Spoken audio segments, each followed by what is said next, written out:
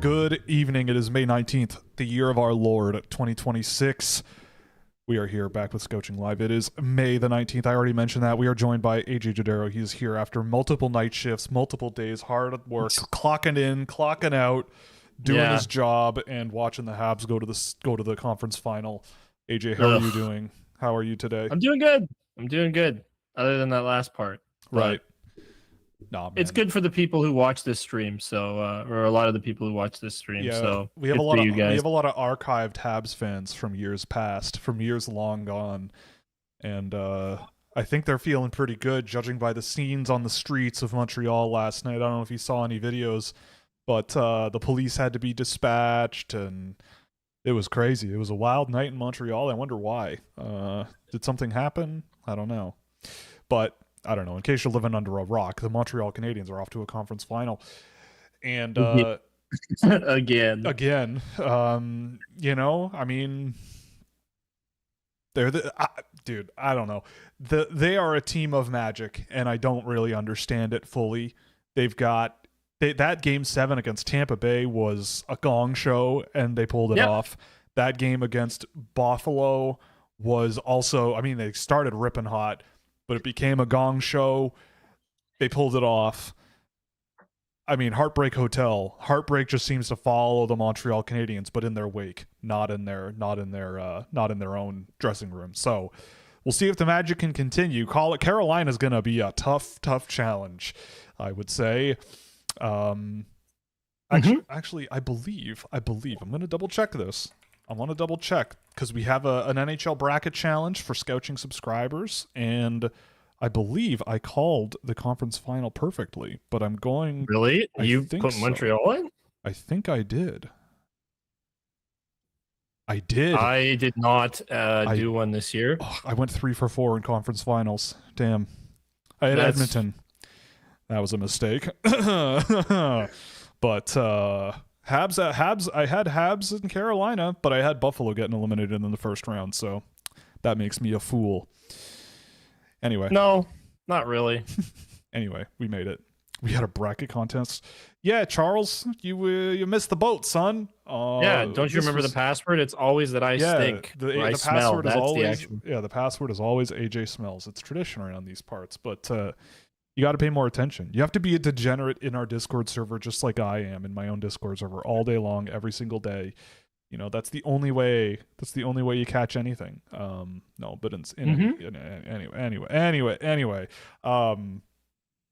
Colorado is through to play Vegas. I mean, if you were a betting man, are you thinking the same thing I am here? Carolina, Colorado. Yes. Yeah. I feel like everybody. See, that's good for the brand. It is. Everybody has that probably in their books except Habs fans and Vegas fans. And it's so, I feel like it would be so unanimous that it's not going to happen. Something's going to happen. I don't know why. Come on, Will. I don't know why, but it's so, people are so confident. I don't know, but a Colorado-Carolina series would go so hard. It would be so It'd be the best. It would be so good. I want it so badly. Yeah. 2 of my favorite teams. Yeah. But I mean, what a magical run so far for the Montreal Canadiens. I mean, just squeezing through by the skin of their teeth, by the hairs of their chin twice. And they're going up against a team that has lost what? 1 time? Is it? They've lost 0. Yeah, they're 8-0. So tale of two teams. Will the team, someone asked in the chat already, will Carolina be too fresh? So from one case, it is in one case it's a team that is the grizzled group that's been grinding their way here, and the other one who has just obliterated their way here. And which one is gonna be the one that buckles? I don't know. Someone asked if you wanted this is actually a good point. One of Kadri, Marner, Freddie Anderson, or the Montreal Canadiens are gonna win. Which one would you like the most? To win, to see lifted over the Stanley Cup. What do you like the least? Oh, I can only imagine. Yeah, definitely don't want to see Montreal win because I like that. I like the idea of this Canadian curse. It's great. It would be ammunition for the city of Montreal. It would be ammunition for the city of Montreal, literally forever. literally forever. It would just be, and there's nothing you can do about Oh, it. they have infinite ammo against my yes, team they already do. Yeah, they already do. But this is like adding a bazooka to the arsenal. It's like, oh, they've got the minigun and all the other weaponry, but now they're adding like a nuclear honestly, weapon. if it I think Colorado's going to win, but I would like to see Carolina win. Freddie Anderson winning the cup would be really something. It'd be great because he doesn't have many opportunities left, probably. Yeah. It's not even a guarantee he's going to stay in Carolina after this season. Kadri's won one. Marner, sure, I guess it would be fine, but Anderson, not this soon after getting traded. Okay, it's a little too soon. It would be the funniest. It would be the funniest outcome is Mitch Marner leaving Toronto and winning the Stanley Cup the next season. It would be the funniest outcome. But Freddie Anderson, I think, with all his years in Anaheim and then Toronto and all the doubts about, I've seen Freddie Anderson in a playoff game steal a game, and I've also seen Freddie Anderson in the playoffs botch a game. I've seen both, and there's no real in between. So I would say Anderson would be the guy who I would, at least, and I think you would agree, right? Absolutely. Yeah. But yeah. But I mean, will Carolina be too fresh is an interesting question. I don't know how much I ascribe to that. I imagine that maybe Montreal gets the first game off of them. Yeah, it's a really long kind of time. Out of sorts. It's a really long time between games, but also Buffalo, that series was not a joke. Those two teams kind of went at it. Montreal might be a little banged up, right? There are some guys on that team that I don't think are quite playing up to what I remember watching of the Habs this year. Slavkovsky and even at times Suzuki here and there. A lot of their guys, I would say, they're getting really great performances out of Alex Newhook, obviously, but all kinds of guys down the lineup have really showed up for the Habs. And so I don't know, maybe they're a little banged up and Carolina probably isn't, and that might make the difference. But at the same Carolina's time, just killed everybody so far. But Dobish and Net has been astoundingly good for Montreal as long as they lose. If they lose the first game, it seems like Dobish does not allow a goal on the game after that. So maybe Montreal just wins every other game and finds their way into the Stanley Cup final. I don't know. Well, you better hope they win first. Yeah, exactly. Exactly. Because it was funny looking at the Sportsnet graphic about his save percentage after a loss, 940. Yeah, and he's so 5-0. Yeah. And what was it during during the other games? It's an 840, something insane. 860, I think. Yeah, he just gets absolutely destroyed. With the and I think he's 1-6 or 1-5. I don't remember the exact thing, but it was heavily weighted. Yeah. Good performance, insane performance after a loss, bad performance after a win, type thing. It's pretty wild. And go ahead. No, I was gonna say I had the pleasure of watching Game 6. Dude. Honestly, as someone in the GTA, Here's another reason why Leaf fans are the biggest cucks in the NHL. I went to Real Sports, which is the bar that MLSE owns. The Toronto Maple Leafs own a bar, basically. Yeah. I went there. My buddy works there. I went there with a dear subscriber of the site. We went for dinner there to watch Game 6, and I swear to God, it was packed with Habs fans, and the whole place was lit up red. I cannot imagine, if the shoe were on the other foot, Montreal doing that. I can't imagine that Leaf fans would fill bars in Montreal, let alone owned by the Habs, and that the bar would be lit up blue. So you want to talk either a fan base that is actually more good than they get a reputation for, or the biggest losers in the league. It was bumping in there, and it was jammed full of people, and a lot of them were Habs fans, of course, right? But the fact that it was lit up, and it was as if it was as if we were in Montreal. It was really cool, but I guess what I'm saying is if the shoe's on the other foot, if the shoe's on the other foot, I sure hope that the favor is repaid, because there were a lot of people from Toronto going nuts when Montreal was beating the Buffalo Sabres in that game. But anyway, I cut you off. You were going to say a thing, and then we got Horrible a couple of horrible chats. defense. Just terrible. Mm-hmm. Well, what can you say? Someone asked about Thomas Chrenko. Why is he so low on everyone's rankings? Because he's not very visible. He plays in Slovakia in the pro league there. I think that's like 3/4 of the reason Adam Nemec left. They used to be line mates and he left. Chrenko is like, he's an interesting player. Like he's got some, like he's one of these guys where there's a lot in his game where there's nothing inherently really wrong. He skates okay. He's got some really nice skill. He's a center. He moves the puck okay. But just the numbers on him, there's just nothing like mind-blowing about him. It's like, what's his job going to be in the NHL? Is he going to be active enough to be a physical shutdown guy? I don't know. Is he a guy who's going to be skilled enough to like really produce as a skilled center? I don't know. Is he a good enough finisher purely to be like a goal scorer that might be on the wing? Maybe, but I don't know if he's there yet. Like there's a lot of good things in his game, but I don't know if it's like, I just don't know what his job is going to be. But I do believe, like, this person is asking about why he's so low. I do think he's a little bit too low, and I have him relatively low. But the thing is, like, I think he's part of a pretty large group that's very broad and wide. There are other centers I think I like a little more, that I see a little bit more out of right now, because they just skate a little better, or they're a little bigger and more physical, or they have a little more skill. There's a lot of interesting ones with Chrenko that I just knock him down a little bit, but an interesting player for sure. Who asked about him? They're your new best friend. Well, Charles, I'll send them your way. It was in the shorts stream, Knuckle Puck. There you go. So go find them and bother them now. I've had enough of you. Me too. Yeah, I know, right? We know Charles. Charles goes way back. He's cool. Don't worry. We're not bullying him. We're just messing around. And he deserves it. Someone asked if they should trade William Nylander for Alex Newhook. I say do it. No. I had someone the other day.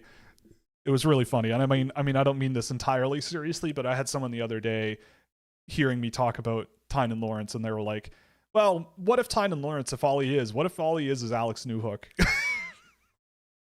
And I thought that was really funny now. Sounds pretty in good. retrospect. I went, well, pretty sure the Montreal Canadiens are pretty happy they have Alex Newhook on the team, and he looks pretty darn good in the playoffs.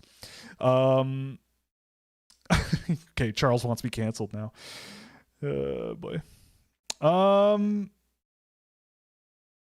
Okay. I'm hearing Tommy Blale might end up going ahead of Villeneuve. What are your thoughts on that? I feel like it's going to happen. We were talking about it in a Discord server actually earlier. I had the hypothesis that Villeneuve was playing hurt for a long time, because as soon as he got back from injury, it just did not, he felt like in the playoffs especially, he just felt like a completely different player. And apparently it's nice to know this after I recorded the report on Villeneuve, which is coming out next week. It's nice to know now that this is the case, but apparently he's not hurt. So that's disappointing. And so, yeah, he had not a very good playoff run and was, not used very much and still was finding trouble producing. And Tommy Blale certainly did not. He had a very good playoff and was very, very solid and scored a ton. And they won the series against Blainville. And so it's very possible. Maybe you add that in as a line then. Like, you can always go back and add that as a line, Will. That is true. I can do that. So do it. Yep. Don't be lazy. Re-record and anyway, no. You don't have to re-record. Come on. Yeah, no. All you got to do is do one line. Yes, I know. Not hard. If he's not hurt, what the hell happened? Dude, I don't know. I mean, I don't know. But it did not look the same. I don't know. But I guess in his case, it's also like, I guess you just buy low then, because he's still capable of the stuff that he did. Like, it's not like he was always not good. It's just, I don't know, maybe he turned off the Jets and was like, I'm not coming back here anyway. And apparently they were going to trade him and he said no. And so he's probably like, look, they didn't want to keep me anyway. And I just, maybe that's not the most mature decision. And he's cutting his ties and running off to BU next year. So maybe it was just a bad situation. I don't know. But at the end of the day, the answer to the question is probably that's going to happen. Blale going ahead of Villeneuve. And you know what? I think a lot of people would not be surprised to see that actually happen.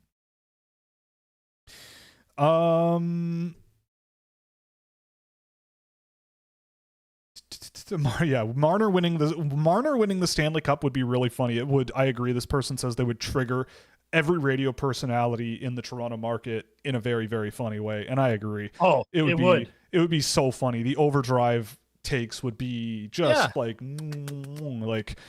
Well, delicious. They already put Kyle Dubas on a thumbnail, and it's like, is a cup guaranteed for Kyle Dubas? Right. Like, not too long ago, you know? Yeah. They're already making hysteric reactions. Who would have told you that Kyle Dubas was a good GM? Don't you just love this area of the world? Don't you just love this city? It's the best, isn't it? Sometimes yes, mostly no. We got good food. Food's good, so there's that. That's good. Food is awesome here. Oh, Marner losing in the final to Montreal would be funnier. Well, no, it wouldn't. No, Marner winning. No, I just want Colorado to kick his ass, and I want him to do one of those moments where he's saying "wake the F up again," and then he throws a pass behind him or whatever it was, and just implosion. That is a bit of an uphill battle. The Colorado Avalanche against the Vegas Golden Knights. I think they're uphill kill battle. That is a tough one. Colorado has looked like quite a good hockey team so far. They killed Minnesota. Yeah, I mean, some of those games were close, but yeah, Colorado 4-1. had the upper hand. Well, yes, but it was a close 4-1. That series was a pretty close 4-1, but they won. Until it wasn't. They came back from how many goals was it in Game 5? A bunch. It was ridiculous. I think it was like a bushel. 4-1. It shouldn't have happened. It was a bushel of goals. Bushel. It was a bushel. All right. Who do you think the Blues could get at 11 or 15 and 15? I've seen mock drafts having Lawrence that low. That would be sweet. Yeah, Lawrence there would be a great pick. I think that would make a ton of sense, and based on what St. Louis likes, I could see it. In that range, maybe you could see, well, I mean, for me in that range, a guy like Preston would stick out, and I would be targeting him. If I could get Lawrence and Preston with 2 picks outside the top 10, I'd be pretty happy. Maybe a guy like Viggo Bjork is there at 11. Lawrence keeps falling and goes to 15. I don't know. That would be surprising, but not shocking to me.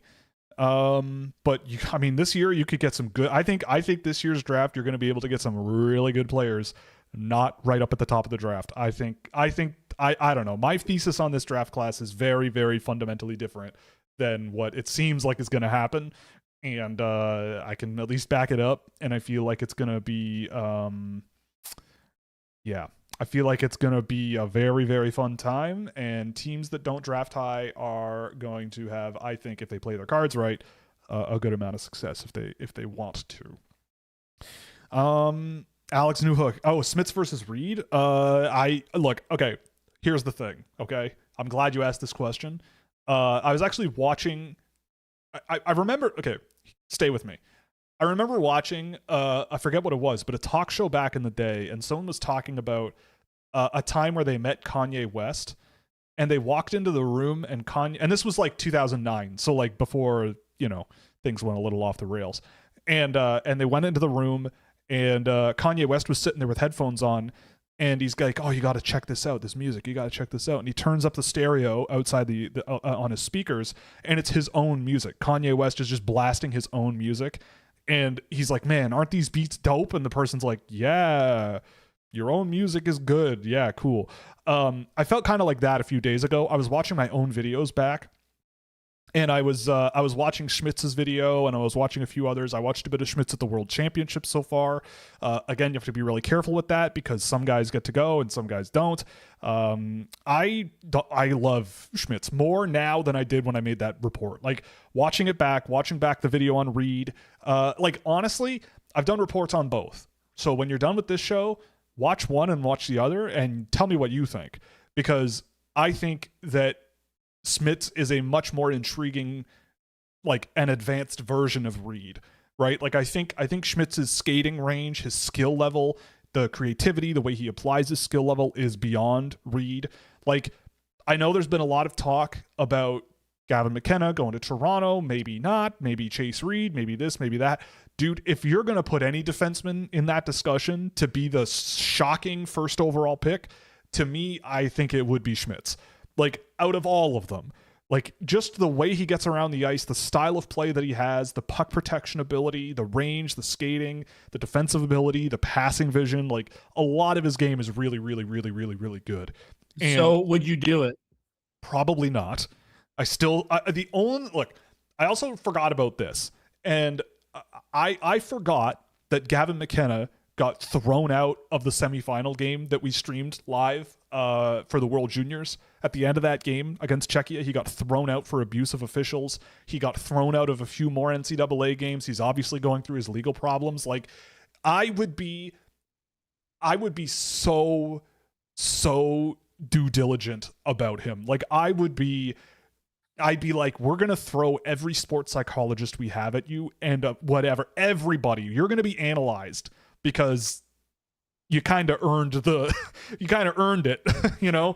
And I still think, though, that of all of the players, he has the most special upside, the most special output. He could be the most productive guy. And for Toronto, it makes a lot of sense. I'm just saying, like, if you want to have the discussion of expanding things a little bit and you want to sort of think outside the box and you really want a defenseman, I know people are saying Chase Reed, but to me, watching all those guys back, Verhoff, Reed, we've done reports on all of them, Schmitz, all those guys. The one that I went back and watched and it stuck out the most, even watching Villeneuve and doing the video, I recorded it today, I think Schmitz is the guy. I think that's the way you kind of go. I believe I have Schmitz higher. Yes, I do. I have him at 4. So yeah, I don't know. I think that's entirely a discussion, but I don't think I would do it. Okay, well, what is the likelihood that he's a number 1 defenseman in your mind? I want to know who if Toronto were to think outside the box and Galaxy brain Albert Schmitz, which would be awesome. I think it would be, I don't know if it would be a smart decision, but it would be awesome if it happened. I would really want to know who's coaching the Leafs. Like, that could be like a make or break decision because he needs that like modern coach that will allow him to, like, I still look at him and I see Brent Burns. Like, I still look at him and I see that rover style offensive guy. Yeah, there might be some defensive issues, but you just live with it because of what he brings offensively and what he brings in transition. I still see that type of player. I know there's someone in the chat who constantly talks privately about how he's like Roman Josi. Fair enough, whatever. But still, 2 birds of a feather, right? Like, I think that being that top end guy, I could see it. It just needs to, the machinations would need to happen. You know, like, yep. We'll see what happens, but I don't know. It's not impossible. But I was really, really surprised watching that video back and like sort of thinking like, all right, fresh view. It's been a few weeks and I just watched it and I went, okay, yeah, no, this guy rocks. Yeah. Alex Newhook never's going to have to buy a beer again in St. John's. True. I wish. Who do you think the Jets take at 8? Viggo Bjork. Like, whoever is European and whoever is good and they won't play them. Whoever is good and European. It'll suck. Viggo Bjork comes to mind. I mean, if Schmitz is there somehow, I could see that working too. They seem to love drafting out of Finland. Maybe not so much recently, but they tend to go more Swedish. So I could see that. Yeah, they really love sitting their guys that they draft. That's true. Finland. They also love sitting the guys that they draft and never playing younger players. It's true. Seems like the rumor mill keeps banging the McKenna is not a given at 1 drum. Typical pre-draft drama. Well, I'll tell you, I've gone fishing. You know, not literally, like metaphorically. I'm going fishing. I'm trying to pry whatever I can out of people. And most people are properly keeping their mouths shut. But I think that there's a possibility. Someone used the word slide. Like, someone used that word with me, that there's a chance McKenna slides. And that is different than not going number one. That is, to me, like, Pronman had him at 4. Dude, like, like the combine's coming up. I think that will be very illustrative because Gavin McKenna will probably interview with at least 25 teams, right? He's going to be interviewing with a ton of different teams probably. And I get the feeling that let's say you're an assistant general manager or a director of scouting with a team that has no shot at drafting him. You interview him and you hated it. Not saying you will, but let's say hypothetically. Is there a chance you pick up the phone and text Elliot Friedman? Right? Is there a chance that his performance at the combine will become like everybody is going to be asking him everything?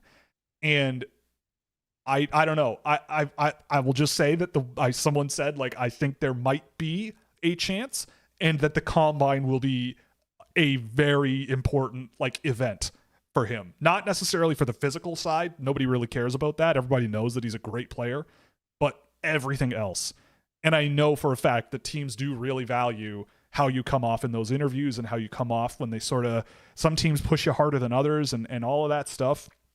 And again, this person just said slide. And Pronman having him at 4, I think back to Shane Wright. He had Shane Wright at 4. Everybody thought that was nonsense. Lo and behold, Shane Wright did not go first. So I'm not saying it's going to happen, but I don't know. It's out there. It's out there. And when I had it explained to me, I won't go into detail, but when I had it explained to me, I kind of understood. I kind of went, all right, if I'm an NHL team, I can kind of see where they're coming from. But goddamn, it's with him, he's like the epitome of it has to work. Like, he's too good for it not to at least become something very, very good in the NHL. And I really want it to work because he could be a superstar. Like, he could be. It's just going to be, we'll see. I get the feeling that it still will be him going to Toronto. It just makes too much sense. And he can help them out right away, which they desperately will need. So it all kind of the stars align, but I don't know. I wouldn't be buying a McKenna jersey today. I'll tell you that. I wouldn't be buying one today. Is there a risk of Stenberg plateauing in the NHL? Yeah. Is there a risk of Stenberg plateauing in the NHL and turning into a Peyton Krebs? Well, I mean, I think he's pretty well beyond where Peyton Krebs was, like, at this age by a very wide margin. Like, I feel like Peyton Krebs was a very pacey, energetic guy up the middle of the ice. I think the player that maybe if you're thinking about a person like that I really like turning into a Peyton Krebs, like maybe you see a Tynan Lawrence plateau in the NHL and turn into a guy like Krebs. I think Stenberg's feel for the game and like they're very different styles of players, I think. Stenberg to me is just, he has such a great feel for the game and a great read of what's going on and how to move the puck and awareness and where the guys are on the ice that he plays with and how to, like, the whole thing with him is like Gavin McKenna will rip up the wing, stop up in the face-off circle, pause, take a look, dangle someone and throw a pass out in front of the net and it'll be tape to tape and be perfect. But Stenberg will just get himself into the offensive zone, do whatever, take one little cut to the left and just flip the puck over 2 sticks into the slot and they score. Like, it's 2 very different ways of doing a similar act. So one, like, they're sort of comparable in a way. They're not, one is fancier than the other, one is a higher skill floor than the other, but the other also works. So with Stenberg, like, I don't think he's going to be in the highlight reels as much, but I feel like you're going to watch him and go, I'm very happy we have him on the team. I don't know if he's going to be like a franchise rescuing guy on his own, but I've said this for 2 years now, like the elite of the elite complementary players. Like, he just does so much so well that with a goal scorer on his line and a sort of physical, energetic, pacey center, you could have a really, really intriguing trio there, and he would glue it all together, and I think it would be really, really fun. So I don't know. It's hard to say. It's hard to say, to be honest. But I feel like in terms of like where they're at the same age, I think Stenberg is well beyond where Peyton Krebs was. It would be an interesting conversation between you and Darren from Puck Bunker about Malhotra and Lawrence. He thinks Malhotra is a cornerstone 1C and several levels above Lawrence. I mean, okay, I don't really have the will to have that discussion. Like, I just don't, like, I'm not gonna. I've watched both of those guys so much. I don't think either of us would change our mind, right? So what's the point, right? Like he's been very adamant about Caleb Malhotra for months now. I've been very adamant about Tynan Lawrence for months now. I've watched them both back to back over and over and over again. I know if, look, there's multiple ways to be good at the sport. I know which one I would want, right? I want a guy who will move heaven and earth every single shift on both sides of the puck to win me a hockey game, right? I think Malhotra, he does have an advantage in the sense of like making plays under pressure, some nice slot passing with physical guys all over him. And Lawrence, I think he does the same thing too, to be perfectly honest, and did so in the NCAA. But look, I track a bunch of numbers on these guys to get detailed information about their performance data. Lawrence is beyond Malhotra in like almost every measurable way. Lawrence is past Malhotra, right? Like, and doing so mostly in the NCAA as a 17-year-old on a team that kind of struggled. Like, I bet you $1 million that discussion, I bet you $1 million that discussion is at least way closer in people's minds if Lawrence never left and stayed in the USHL, scored 40 goals, had 90 points in the USHL, went to a Clark Cup final with Muskegon, and chose to just take it easy, right? I feel like that would be true. But again, like, he challenged himself. He put himself in a very tough position. And I get the feeling that, look, I don't really have too much interest in having that discussion. Like, it's been had online and in people, like, it's been had in my head so many times. And I do this so many times in a year, and people in the server can attest because they see it happen now in real time. If there's a player that people are talking about as adjacent to another, we'll do them back to back, right? We'll do them back to back. This is true. I will go out of my way to put that out there and think about it. And I've done that with those two players many times. I come down on Lawrence every single time. And I don't know. That's just the way it is for me. And it's been that way forever. I have Malhotra in the middle of my first round.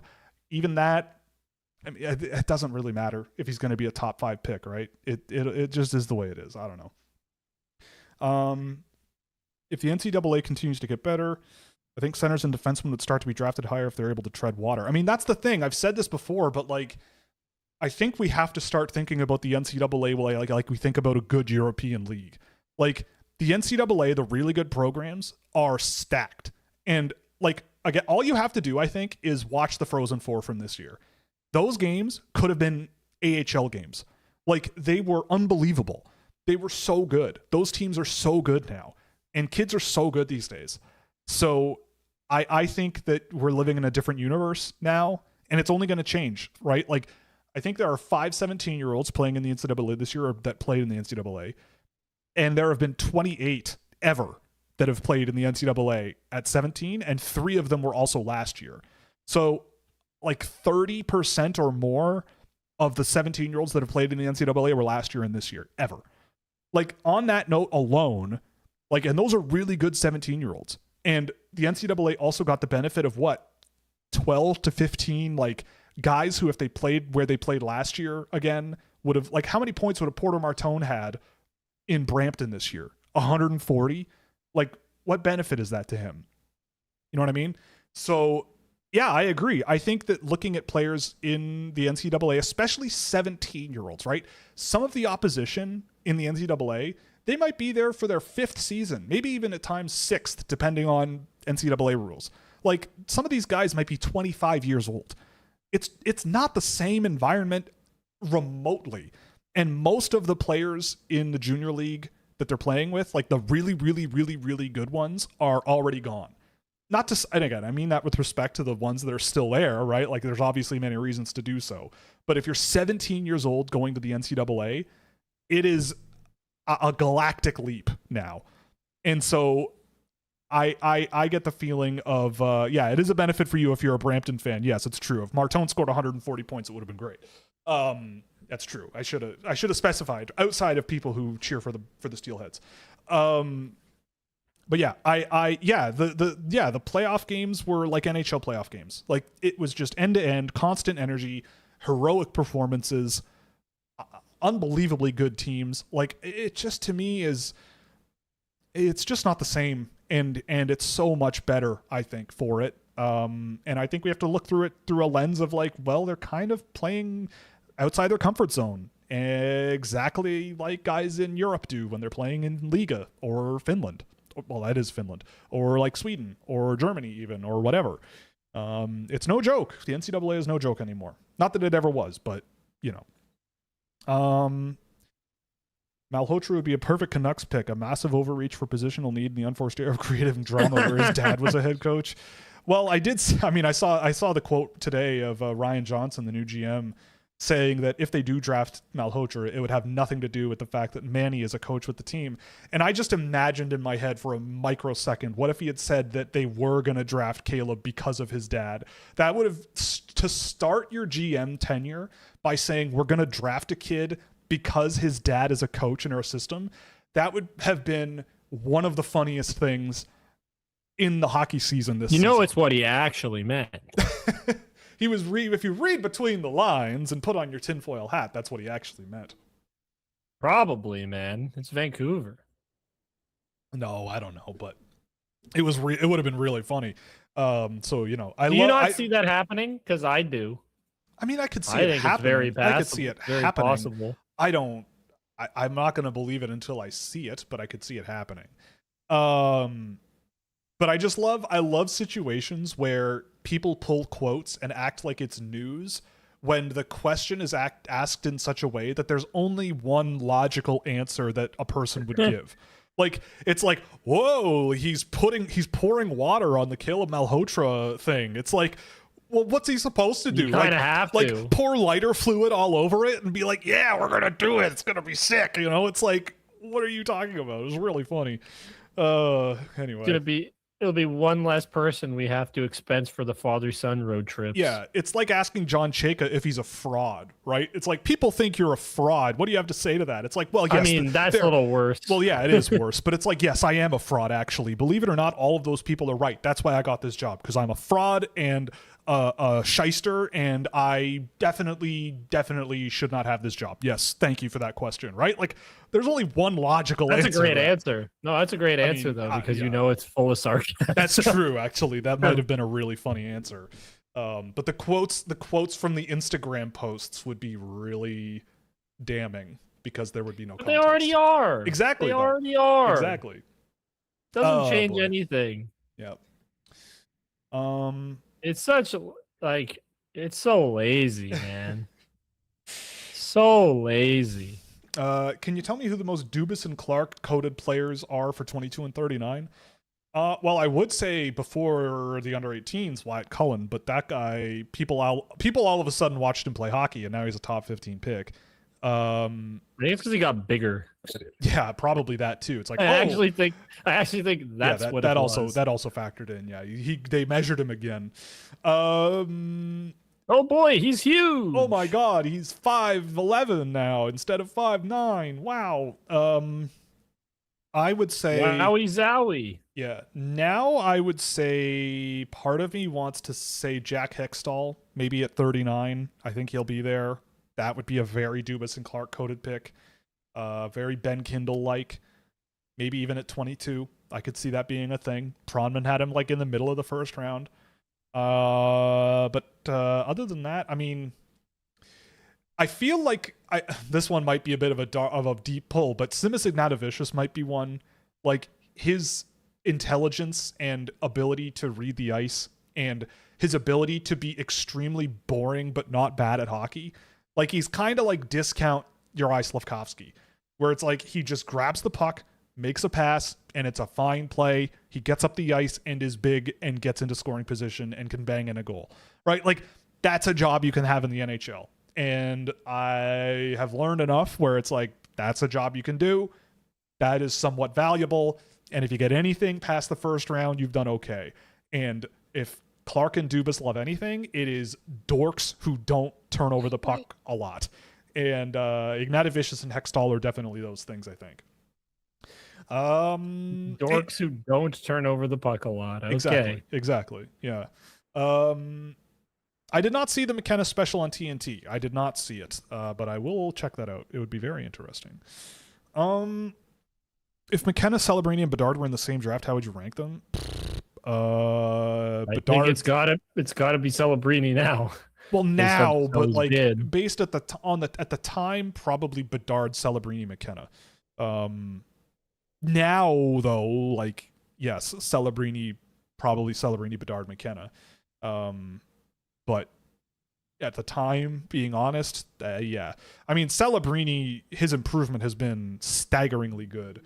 So yeah. I'm seriously hoping the Jets take Bjork and Smits as my second pick. Well, then that works out well for you because you asked who the Jets should take, and I gave you those names. Let's see. Let's pop back here.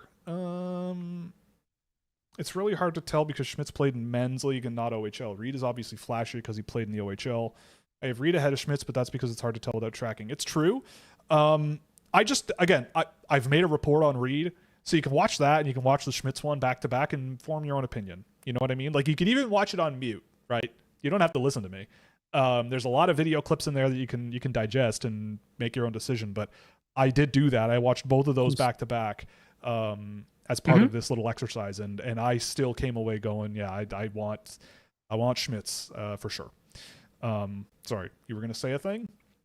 I would just say, just make sure to watch it 80 billion times. Yeah. Create Vibe Code a bot that just rewatches my videos over and over and over and over again so that we can go to Disneyland. So we can get infinite money. So we can ride Behemoth at Canada's Wonderland 100 times in a day. It's gonna be sick. It's gonna be so much fun. You haven't done that already? And rent a Lambo in order to do it. It's gonna be so sick. Yeah, we're gonna drive. Will's gonna drive the Lambo all over the park all day. I'm in the parking lot. I'm gonna do donuts in the parking lot and act like I don't know nobody.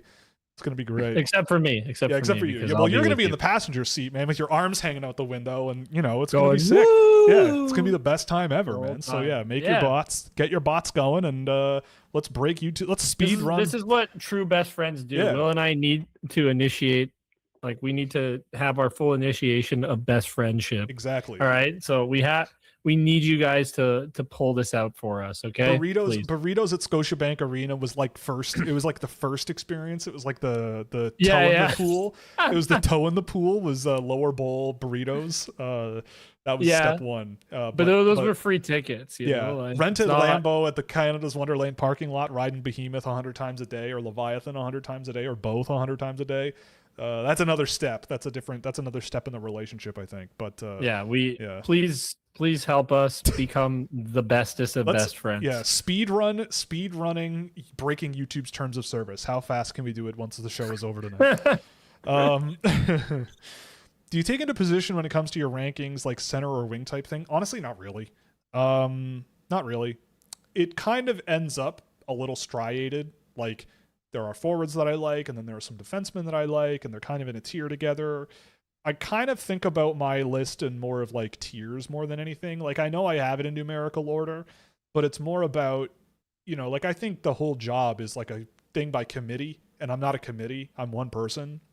And I think there's a bunch of different valid ways you could go at mostly any given pick that are reasonable.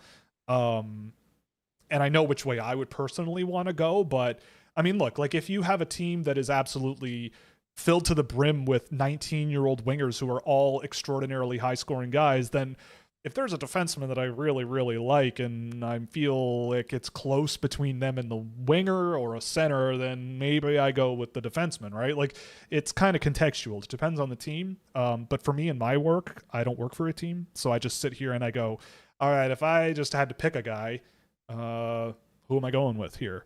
And then calling it a day. Who could you see having a better season in the NCAA next year, Carroll's or Lynn? Where's Ryan Lynn going? I don't remember. Ryan Lynn is going to Denver. And Carson Carroll's is going to North Dakota, eh? It's a good question. I mean, I think Carroll's will have an easier time quicker, but I think Lynn could, like, maybe after some time catch up and be very close to him. Like, they're very close on my list. I watched a bunch of Ryan Lynn at the U18s actually just this morning. And I don't know the answer to that question. I would say, though, I think Carroll's will have an easier time, like, day one, whereas Lynn, like, could sort of do one of these and sort of catch up as time goes by. You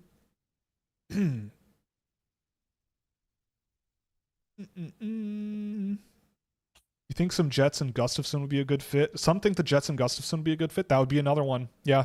I mean, as if the Jets need more really good big Swedish defensemen. Gustafsson would be another really good ad. 8, it would depend on who is available there. But I have Gustafsson really high. Like, I can't read my own list here on the monitor here, but where is he on my list here? 9. So yeah, like, to me that would be acceptable.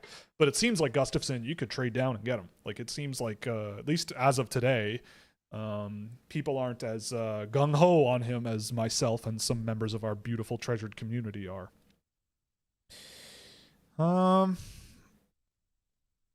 Yeah, I too wonder what an interview between Brian Burke and Gavin McKenna would look like. Legitimately, I'd pay money pay-per-view to watch that. I would be very curious. Also, just out of general interest of what Brian Burke is like in a player's interview like that, he just tries to throw people off. He's even said it, like, he just asks them about the watches they're wearing because he says that, like, all these guys have scripts that they've rehearsed, and so for him, he wants to get them out of their script. If you were a comic book hero, who would you be? If you were a day of the week, which one would you be? Thursday. A phase of the moon. If you could be a phase of the moon, and then they go, "What are phases of the moon?" And then you're like, "Oh well." Anyway, next, yeah. I want to hear waxing gibbous come out of a 17-year-old hockey player's face when I interview them about phases of the moon. If they say that, they're automatically number 1 on the list. You know what I mean? Like a waning crescent. Waning crescent. Yeah.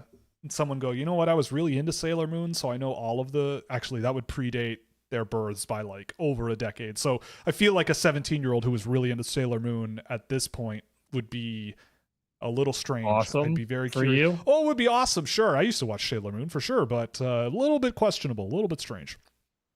Yeah, Montreal asked Reinbacher about something about a submarine. It was like, wasn't it like if a submarine were sinking and it was like, how would you save everyone's life or something like that? Or I don't remember what it was, but worth a Google. But that is, I think, what they did with Reinbacher. Mark, what is it about putting names in a numerical order that make people so angry on the internet? You know what? I gotta be honest. I think I know. I don't think there's actually that much anger. I think that a lot of the people who are vocal are the ones who are upset. How many times have you left a YouTube comment, right? How many times have you? Me? No, well, you sure, you are like the royal you, but I imagine pretty rarely, right? One. And you're and it was to you. Yes, and depending on who you ask, AJ, you are a somewhat normal and functional individual, relatively. I don't know about that. In the percentiles of society, you're above 40, probably. Like if you sample the whole world, you and I are probably above the 40th percentile of functionality in society, probably, I would think. Yeah. 30, under 40 is pretty bad. Under 40, it gets rough real fast, I think. And so I think most people are like, I don't really care too much about writing comments about this stuff. I just like the work and I read it. It's just there's no dopamine from when someone does that. Do you know what I mean? And so... Yes. And so I think it's not so much about putting names in a numerical order that make people so angry. It's just that people that are prone to being angry and prone to do strange things like writing internet comments are the first to write those comments. So, yes, there's that. And they are not the smartest people, I don't think. Charles says you're a 25th percentile. I don't know about that. 25th percentile is pretty rough. That's pretty... That's not true. I think that's pretty rude. What's your chess elo? So, yeah, I was going to say he's really good at chess, and you could. Someone says 1667. Like chess.com rapid rating, which is the most popular time control 10-minute games, and I'm ranked within the top 1%. Someone said that you can tie your shoes, and that also gives you a big boost. Like being able to tie your shoes and like read. Being able to read these days, I feel like also gives you a pretty good boost. So. Let's go. Yeah, maybe I am in the 1 percentile. Yeah. Okay. I don't know about 1, but at least 40. At least 40. God, if both of us are somewhere between 40 and 48, I think, Come on, man. I'm pretty goddamn smart for the most part. Yeah, but I mean, functionality wise, functionality. I don't know.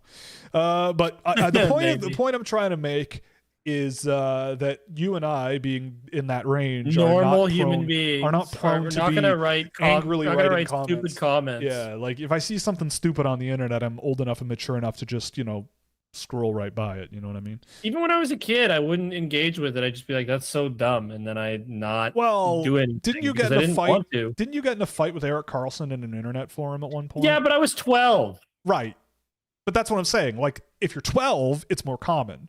So maybe people writing all these comments are 12, right? I was 12 years old, and I was trolling. Yeah, of course. Like it's different. Like after that, and it was on NHL.com, for God's sakes. So funny that happened. I'm pretty sure it was Eric Carlson because he was in the press box, and it had like Eric Carlson 65. It might not have been him, but I saw him in the press box with a laptop. It was a different Eric Carlson. Yeah. Like when he was in Ottawa. So Eric with I'm going C. to assume. No, it was with a K. It was with a K. No, but the real person, it's Eric with a C. His name is Eric Carlson, both with C's. ERICCARLSON, Eric Carlson. Thoughts on Stenberg at the Worlds? To me, he played great against Canada, Denmark, and well against Czechia. His playmaking, smart plays have been impressive. I believe you. Stenberg I have not gotten to yet. The only one I've seen in the World Championships is Smith so far. I have not seen much of the Swedes, but they are on the list at some point. Does the coachability of a prospect ever enter your calculation, or is that something you can't really quantify? I mean, there's no way I could quantify it, but I try to factor it in some way to the best of my ability, especially now that I'm older and more experienced at this and seeing how things go for different players over time and why. But I would say that if I worked for a team and had that ability, I would absolutely take it very seriously. I think that a lot of being a professional athlete is not necessarily always about how good you are at the sport, but like how committed you are to like the habits necessary to maintain a job like that for a long time. Like, think about what you're doing for a living. You play 82 games at this level of hockey in a calendar year at least. Maybe you get hurt, maybe you miss some games. If you play every game, 82 games. You've got to train in between those games. You got to eat right. You got to sleep. You got to sleep. I honestly, like, there was an age I hit relatively early in my life where I went, oh, this is what it feels like to not eat right. And I don't like it. It hits you. If you're not careful, it hits you like a freight train, and it is rough. So like, if you have players who can't flip that switch and be like, the dietitians, I'll listen to them. I can stuff down, chicken and salad or whatever works for me. I can do that every day. I can train at the schedule and the expectations that are necessary. I come to camp every year in shape. Like, that is a different set of skills that goes beyond just being good at the sport. Yeah. So it's impossible to quantify, and I try to sort of, like, there is a part of the job for me, at least in my position, where I kind of go, well, I don't know. Like, I can only do what I'm capable of. But that is, to me, a very, very important thing. And I know NHL teams, like, some of the time when you see guys slip in the draft and, when you look back on it 5 years later, they were kind of right. Like, you kind of ask in retrospect and they go, yeah, like, we just were worried that they couldn't do that professional thing. They just couldn't turn into what we needed them to be. And eventually that stuff comes for everybody, right? And not everybody is Phil Kessel. Someone just said, unless you're built like Phil Kessel. That's true. But like, you don't want to be like, I'm the next Phil Kessel, because like there's only one Phil Kessel. Maybe Ovechkin is a guy where it's like he eats like a carnivore bear, but like he also, I think, lifts bears for a living. Like he also has one job, which he also has put the puck in the net. Shoot the puck. So like, mm-hmm. It's like when I went to college, one of the biggest things that they said to us was the most important thing that you do is show up. Yeah. Like seriously, that's the most important thing. Show up and don't be a jackass every single day. Yeah. Show up. Yeah. That's it. No, it's true. Show up and do your thing. Yep. Show up, shut up, and do your thing. Dude, I've told you this story. You personally, I've told you this story. I got my first job out of school because the intern before me, spoke up when he shouldn't have and hated that they spoke to him and told him he shouldn't do that, and he quit. Like, that person showed up, but then also did not shut up. And then out they go because they just did not like that and they quit. And so I stepped in and took the job, and here we are. Like sometimes things happen, right? Like it's and you're right. Like showing up and just being visible and, holding your hat in your hand and just going, what do you need me to do? Like, yeah, like you did that to me, man. Like you specifically did that to me. Like you came to me and was like, hey, I want to help out. It's like, okay, took a while, but we got there. Yeah, it took a while, but we got there. Yeah. Our team's but it was like 2 years of me kind of waiting in the wings.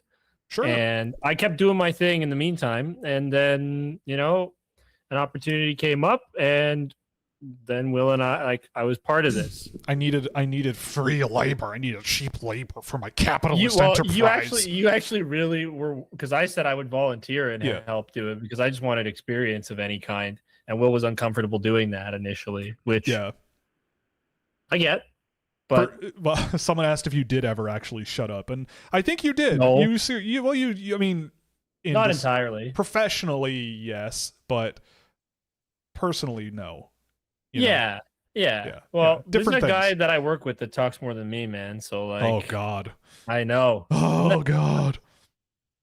Anyway, let's switch over. Let's switch over to the shorts here. We got a few things. Thoughts on Rudolph? Notice he's not in your top 32. I think with Rudolph,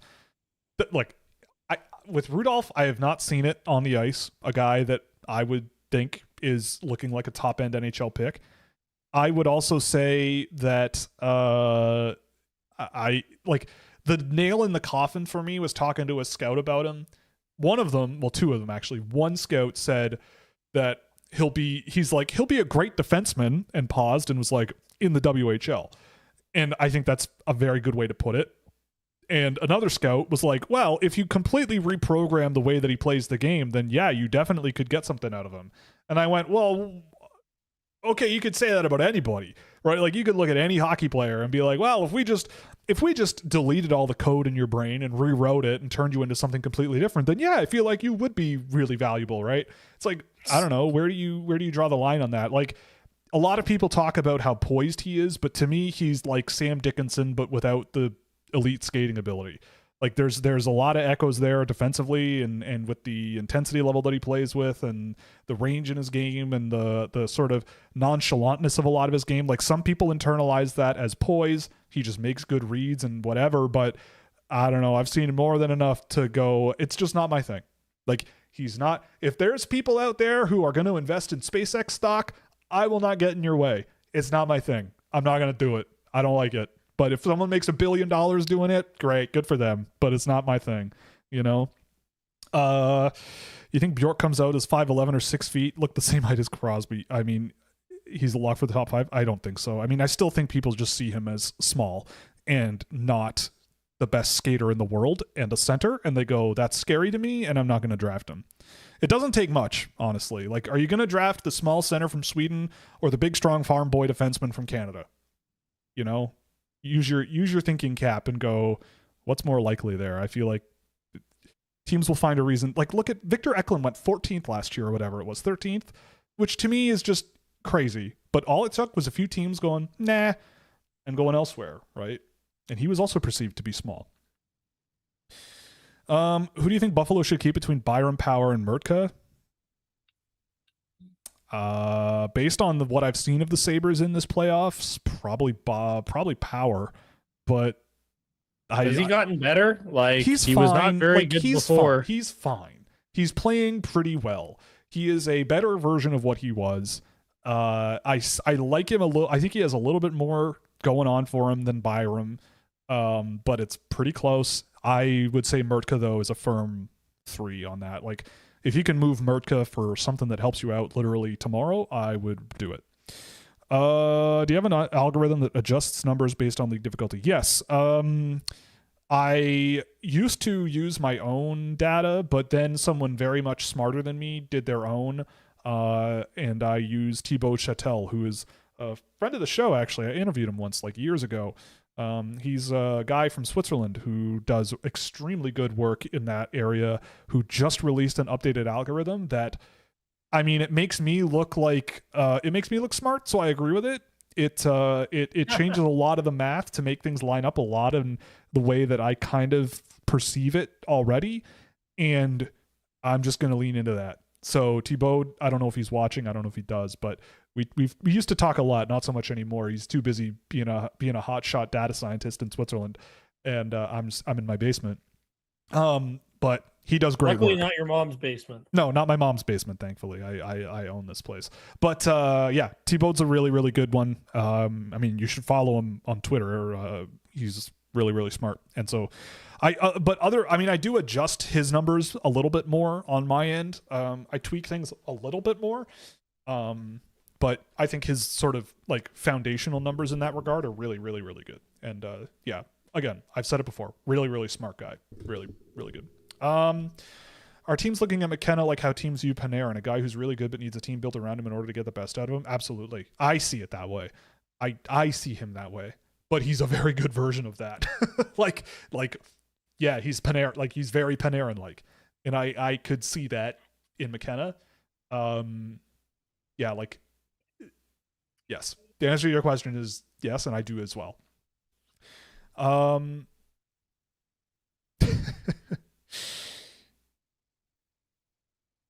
What are you laughing about? Charles. If Lawrence is so far beyond Malhotra, why did he have no points? You know, Charles is trying to get at me here. Lots of good. Yeah, NHL... but we all know. Yeah, Charles. We know Charles. Thinks. We know Charles well. Charles is a friend.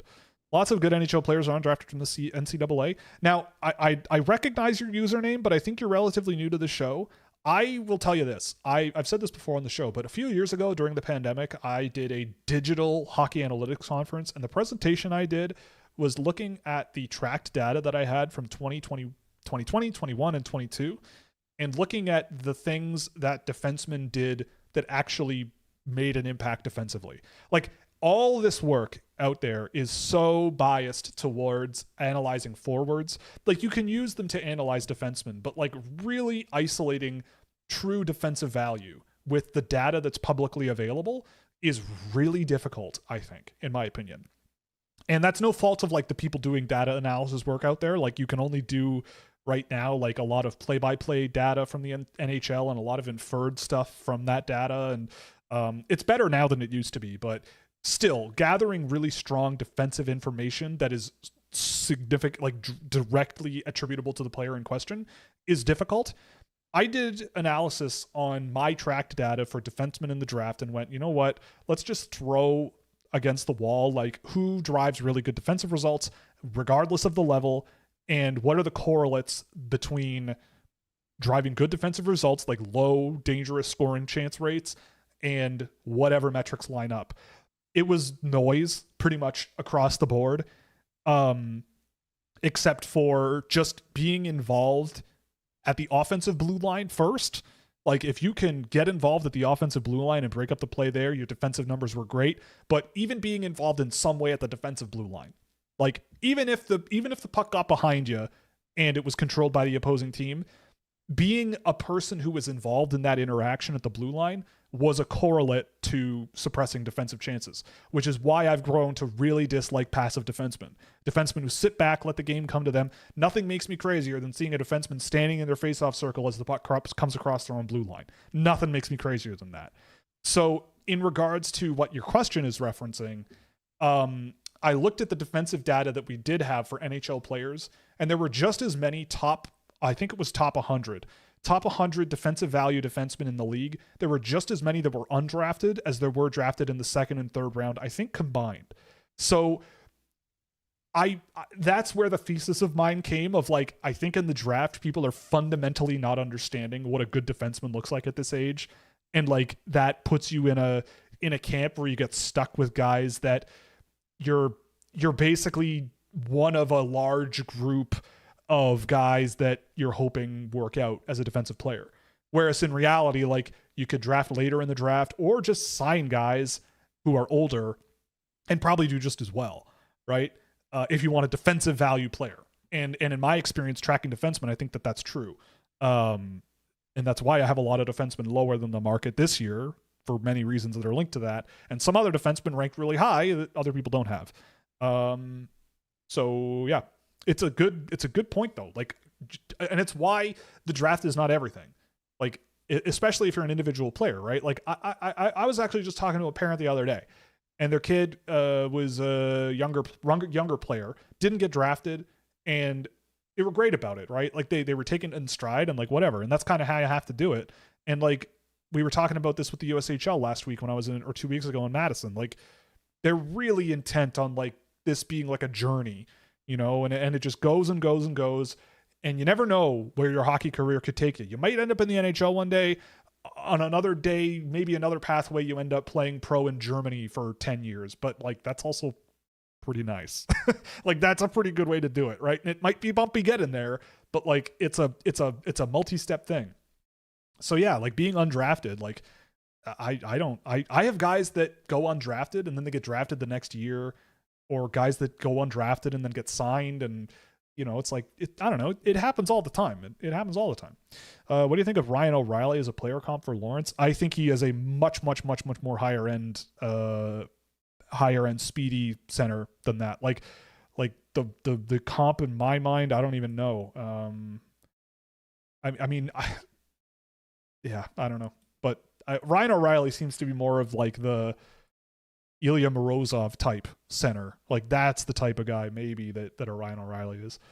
Sedin left for the World Championships. He's scouting. I mean, yeah. I mean, if I were one of the Sedin twins, I'd be going and scouting those Swedes for sure. Yeah, Colin Graff. That's a really good example.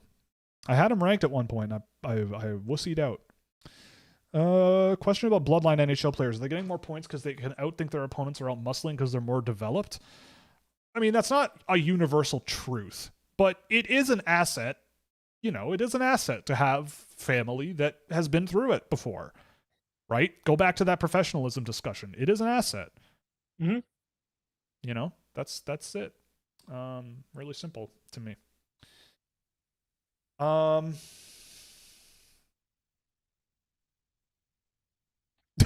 The whole conversation about the Malhotra question reminded me of when Austin Matthews was asked about if he meant to hit his face off the crossbar, and he said yes. I forgot that happened. Utah takes Lynn at 19. What? Maybe. I don't see it though. I don't think he plays. He's not big enough. He's not big enough. Like, Utah loves their physical guys. Like, Utah drafting I don't even know, but they could go wild this year if they wanted to, man. But if I'm Utah, like, I think about what I could get for that pick. Like, what are you drafting more guys for? You're kind of fully baked a little bit, but they could go a lot of different ways, and it could be a lot of fun. Mm-hmm. You just pulled a Mike Trout in the show. Is that good? Is that a good thing? What do you think of Alexander Bilecki? What type of player do you think he's in the NHL? Well, I don't know. I think he's a nice blank slate with good sort of skating ability, like underpinning everything. Every time I've watched him, I don't know the answer to your question. I think he is ranked like right at the tail end of my list because I think the tools are good enough to warrant some kind of a selection and development plan. But what he could be, I mean, I see him as more of like an offensive leaning guy with the skating ability to sort of just patrol the ice okay. But I don't know if it's going to be enough. I know people really like him, and I have nothing. He's ranked on my list for a reason. He's not a bad player by any stretch. It's just he's toolsy kind of and a bit of a blank slate, and I would be curious to interview him and coaches and see what's going on there because yeah, he's an interesting player, but I'm not you know. Yeah. Imagine being fully baked and losing to Mitch Marner in round 1. Well, what I mean by fully baked is that you would hope that after drafting 15 times a year for like 6 years, that Arizona/Utah would have enough in the tank to be a good NHL team. Like, what is another mid-first round pick going to do for you if you have drafted 40 times in the last 3 years, right? Like, what's the point? You would it's like Montreal. Like, Montreal traded 2 mid-first round picks for Noah Dobson last year because why would they draft more 17-year-olds when they've got a bajillion of them floating around, and according to Habs fans, they're all Wayne Gretzky. Like, at that point, you may as well get some players that can help you now, and look at them now, right? Like, Noah Dobson's on the team, and they're off to the, off to the conference final. Yeah. Against a team that is historically bad in the conference final. So who knows? Yeah. Well, yeah. Where do you have Rogowski ranked? If he hits, is he Mike Rasmussen? I don't know if he's Mike. He's not Michael Rasmussen. I don't think. I think people wish he were more like Mike Rasmussen. Rogowski to me is more like Brian Boyle with a bit of a shot to him. Like, I don't mind Rogowski. He's a second-round pick on my list. I thought he was actually really good at the under-18s for what I expected going in. I submitted my puck purpose report on that 2 days ago, and I thought he was pretty good. But like, he's come a ways with his game this year. I liked what I've seen, but I'm not sold on him really as like a first-round pick. I don't think he's a very mean or physically intense guy. He's more of like a finesse big man. He is very big. And he gets up and down the ice okay for a big guy, and there are some really impressive isolated moments in playmaking there. And I've been impressed by him. Like, that might be a guy where maybe that is the Dubas and Clark guy, and you're like, you take the development plan, and I could see it really working out. Again, similar to like a Bilecki, I would be very curious about interviewing him, picking his brain a little bit, seeing what's going on there, because I would believe it if I could get enough evidence that there's a really good development plan. And he could really, like, there's this and this that could really come a ways, and he ends up a late first round pick. Like, I don't know if I'd rank him there, but I could see it as being very defensible and potentially a good thing by a team. Do I think Villeneuve could fall to the Sharks at 20? Brother, I think Villeneuve could fall to the Sharks' second round pick. Like, I don't think his playoff performance did not do him any favors. And the what have you done for me lately effect is very strong, especially with flashy offensive defensemen. I would be pretty confident about him. You don't even need to draft him at 20 at this point. You could wait or trade down. Like, if you really wanted him, maybe you do it. I could see it, but I don't know. It seems like from the discussion we had before, which was sourced from somebody. Yeah.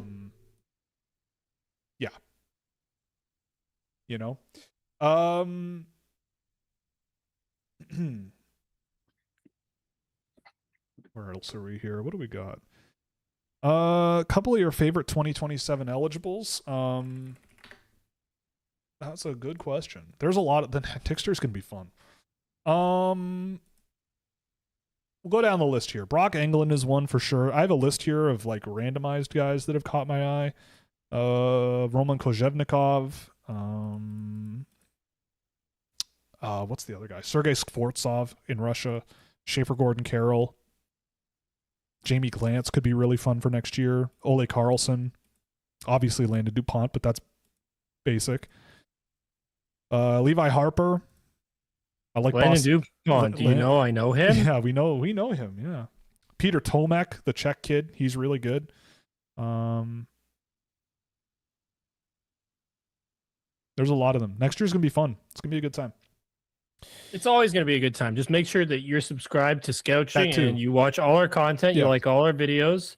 Exactly. And you have to love me. That is also a part of the equation. Exactly. Like there cannot be any dissenting voices on that. Mm-hmm. Whoa, this is a weird one. If you were starting a franchise, would you want Cirelli and Wright or McLeod and Simashev? Probably I'm going with Simashev and McLeod, man. I love Dmitry Simashev. Sure, I don't know, but that's a strange one. Yeah. Because usually you want to start a franchise with a franchise player, and none of those fall into that category. Unless there, I don't know. I would say unless there's like trade packages, but those guys also don't play together on the same team. If Bjork and Lawrence are gone at 12 for New Jersey, who would you be taking and why? That depends. Ça dépend. I mean, it's really hard to like answer any of these questions, right? Because it's just like we don't have the draft order. At that point, let's think about make a trade. Yeah. I don't know. I mean, Malte Gustafsson could be a good pick there. And I think he could also suit the Devils quite well. Fill a job that I think they need. Keaton Verhoff could be available there. That could be a good one. They could go. I mean, you would know better than me what they kind of are lacking in their prospect pipeline. I mean, I guess I'm the prospect guy. I should know. But like, there's a lot of. You only do a recap series at the end of each year. Will has other things to keep up with. Yeah. But like, Wyatt Cullen could be a really off the board but very intriguing pick there. He's so sick and so just fun to watch and very young. I don't know, but we'll find out soon enough. Oh,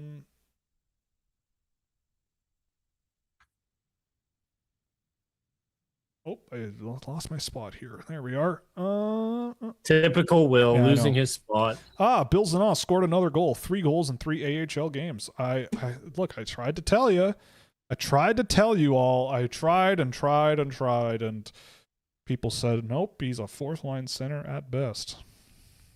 Anyway.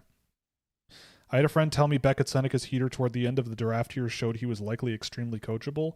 Not sure I buy it, but he's pretty well. I mean, that sounds like an educated guess. Like, I don't understand. Like, I guess it could mean that, I don't know, man. Maybe.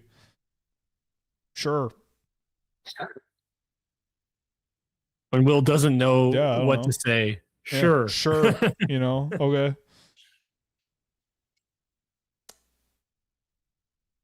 Is Viggo Bjork going to be there at 8 for Winnipeg? Yeah, probably, honestly. I don't know, maybe not after World Championships, but there's a lot of guys tossed around in the top 10 now where I'm going, yeah, Bjork might be the guy that slips here a little.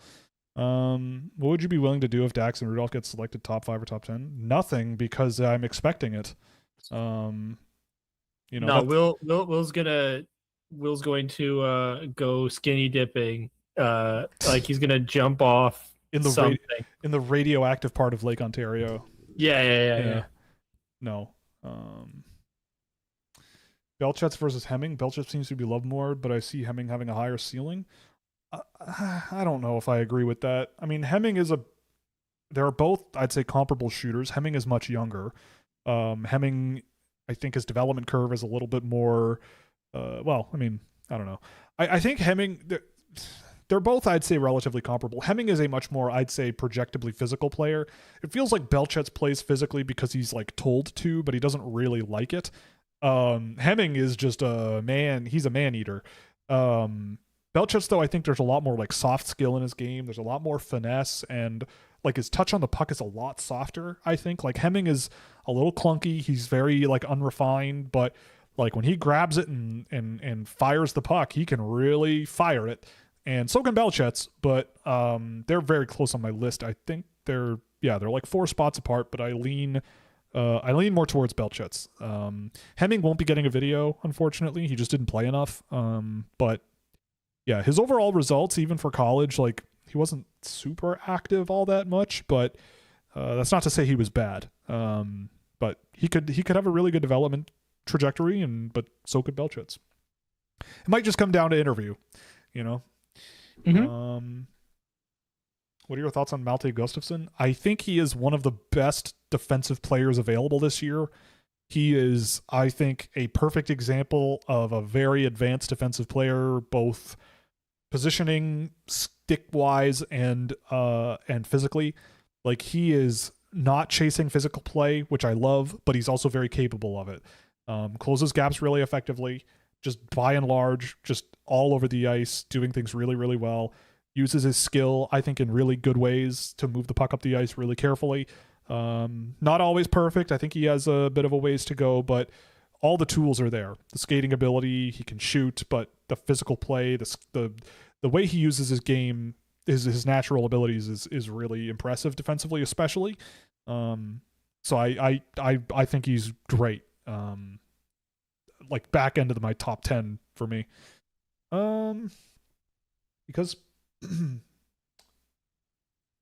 thoughts on the new PWHL team colors? Ooh, well, I'm biased because I live right near Hamilton, so Hamilton is immediately going to be my group there, and they're red and like a cream, which I'm also all for. That's a good one too.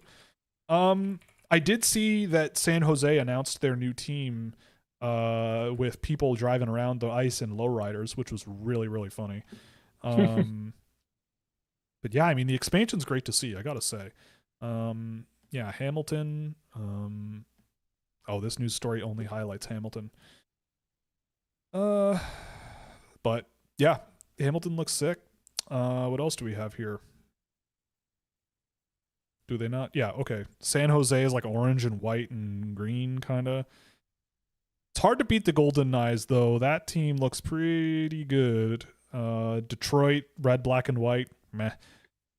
Vegas is like a bile color. I've seen bile come out of me before. I think that's kind of what that color looks like to me, is like bile. So maybe not, but I don't know. I'm biased, I will admit, but Hamilton takes the cake. Go whatever they're going to be called. Go team. Go sports. Yay team. Be on the lookout. Hamilton's coming for you. Thoughts on the OHL draft? I have zero. I don't know anything about that. I know I'm late to the party, but Adam Foote is gone. True, Adam Foote is gone. Maybe He's this got time. His foot out the door. Maybe this time a new coach will do the job. I don't know. I don't think so. But who knows? Yeah. No. If you're Calgary, tell me what you do with the first 6 picks. Well, let's do this. Let's try this. Let's do this. Let's go over to our little draft. I trade them all for Scott Lawton. How does that sound? Let's see. We'll run a little draft simulator. We'll do this, and we'll take this, and we'll take Scott. Yeah, trade him. Yeah, trade all the picks to Toronto, right? For No, he's already gone. Oh yeah, for Morgan Riley. Take on Morgan Riley, please. Yeah. All right, let's fast forward here. All right, so Calgary's up first. We got Lawrence, Schmitz, Bjork, Preston. Those are the best players available for me. Let me think. Who is Calgary? I mean, they've got Cullen Potter in there. We've got a lot of forwards. They drafted. You know what? I'm going Lawrence. We're going Lawrence. Oh, really? What? Well, maybe I think Lawrence later. Lawrence with Potter and no, their next pick is at 28, so he would almost certainly be gone at 28. Is Villeneuve there? No, he was taken. Let's go Blale. We'll go Tommy Blale there. Why not? 35. Ooh, Casey Mutrin. Give me that guy. 36. Gleb Pugachev. Yeah, let's Casey Mutrin and Gleb Pugachev on the same team. That would be very funny. What else do we got here? A whole lot of stuff. Whole lot of guys. We'll go Verti Svensk. We'll take Verti Svensk. Why not? Adam Anderson. Dude, Calgary. Jeez. Adam Valentini. Oh, my God. We go Sorensen. Oh, my God. We're not even halfway through the 3rd round. Like, Craig Conroy, man. They could do some serious damage this year. Well, we drafted already like 8 forwards. We'll go Thomas Galvis is the best available defenseman, but I don't think they really need a guy like that. Screw it. We're doing it anyway. Let's go with Galvis. Isn't he going to go in like the 1st round now? Or is that just Sam Cosentino? I would do a backflip if he did that. That would be great. We go Noah Ta'amu here. Noah Ta'amu would be fun in the 5th round. I think that would be an interesting pickup. We're just picking fun and jerks. That's kind of what we're doing. So let's keep the train going here. Axel Brungle Larson in the 5th round. Why not? Could probably use a goalie or two. All right, they like to draft their goalies. Oh, they don't have a 7th round pick, I don't think. All right, so we're done. Well, there you go. Lawrence, Blale, Mutrin, Pugachev, Svensk, Anderson, Valentini, Sorensen, Galvis, Ta'amu, and Brungle Larson. Yeah, I think I'd be okay with that if I was Calgary. We'll save that one for later. By the way, we added some new features to the site. You can now view your save simulations here. So if you want, it was just you. Yeah, I did nothing. Yeah, we updated this, so now you can. We also added little tabs for the next few years, which obviously are not built yet, but probably next year. Next year we'll build the 2027 one. But yeah, you can save them now, and there you go. Look at how dumb you were. Yeah. In 2080. Yeah, exactly. Exactly. All right, back to home here. Let's go back to the home screen. There we are. Has Rudolph's playoff performance swayed you at all? Is this the most confident in your draft list you've ever been? I mean, no. I don't. Also, I haven't seen a ton of Rudolph in the playoffs, but what I have seen, like, I just don't. I've seen so much of him this year. Like, I don't know if you're going to sway me. Maybe I need to do another circle around and take a look, but I don't know. Will does not like Daxon Rudolph. Get it through your head. He'll never like him. He thinks he's terrible. He's the worst. Let's not put that out there. Obviously not, but you obviously don't think that. But I honestly, like, I just functionally do not have the time to keep going back constantly, especially at this time of the year, and watching all of these guys and all of their playoff runs and looking at them through a fine-tooth comb and going like, all right, who can I change? Like, I got to make these reports and finish guys that I've been watching for months. And once I'm done, like, I finished Rudolph a while ago, and once I'm done with a guy and the report is done, like, generally speaking, years later, I stand by pretty much everything in those reports. Like, it's not like things really change my mind. I don't know. I also, like, the Canadian Hockey League, man, we're going to do this again. Like, I think it's pretty telling that 2 of the final series in the CHL were 5 games or less, and the championship game in the WHL where Everett won was a 7-2 win, and they outshot them 2-1. Like, I'm sorry, that is not a good thing. I don't think that's a good thing. The Quebec League one was very competitive, but yeah, I like a 7-2 win to win a championship series in 5 games. I don't know. Something might not be. If that happened in the NHL, Carter Bear. Did you know I know them? Yep. WHL champions. Did you know I know them? Matthew Schaefer, first time in Calder Trophy. Yep. Rookie of the year. Did you know I know? Yep. Villeneuve's a guy who I could see being the spiritual successor to Gosses Bear. Sure. I mean, him and Carolina would be very funny. It'd be fun. Would be very funny. Do you plan on working on the PWHL draft content? Honestly, number one, I do not have the bandwidth. I do not have the time. I'd love it if there was someone who would do it. The problem, though, I did dabble in the PWHL last year. It's a little easier now because they have a declared list of players that are eligible, but it doesn't get released until like really late. So you don't really know who the targets are. And a lot of leagues are a little more difficult to come by in terms of video. So it is a lot trickier, at least in this current moment. It's not as simple as the NHL, where you go, well, this is the age group that's being drafted, and it's very well defined. Like, there are 35-year-olds declaring for the PWHL draft, right? Like, it's just not the same. So I don't know how it was the same problem for us in the Phase 2 USHL draft. Like, we just had we were casting as wide a net as we possibly could, and like half the guys, we still didn't fully have a good understanding of like what they were. If we had, if they were especially coming out of North America. But I'd love to. It would be great because I think they deserve it. It's just the landscape is a lot trickier and a lot sketchier, and it would take, I think, a couple of people to be doing that. Did you want to take off? You got to run, eh? Yeah, I am. I realized I have to get to work a little earlier than I thought tomorrow, so I'm going to call it for me for tonight, guys. Pleasure being back, and hopefully I'll be back soon. If Will let me, of course. Okay. If I haven't accumulated too many haters at this point. No, it'll be fine. We can fend them off. We can fend them off. Okay, we got big fists, we can do it. All right, everybody, take care, and I will see you guys later. All right, see you. All right, well, then I will end this. Bye-bye. Okie doke. Now you just got me. Dad's gone.